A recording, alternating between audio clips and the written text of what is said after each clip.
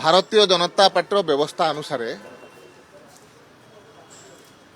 सांगठनिक जिला जी तार अधारु अधिक सांगठनिक जिलार निर्वाचन सरला परे राज्य सभापति निर्वाचन प्रक्रिया आरंभ होगा कथा एवं से दृष्टि देखिले आमर 37 सांगठनिक जिला वर्तमान 23 जिलार सांगठनिक कार्य जिला सभापति एवं राज्य परिषद मानकर निर्वाचन समाप्त हो सारी आउ बाकी थिबा 14 जिला बहु जल्दी ये प्रक्रिया भितर मध्य आसीजिव।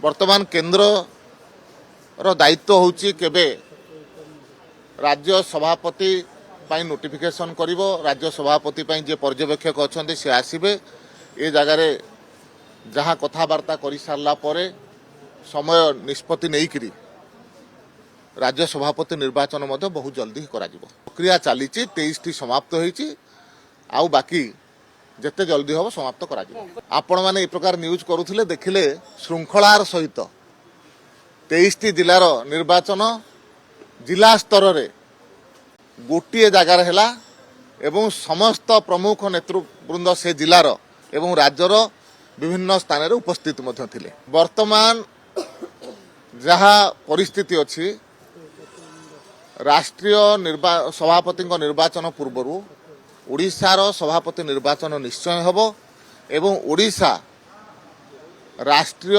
सांगठनिक निर्वाचन बा सभापति निर्वाचन रे निश्चय भाग नब।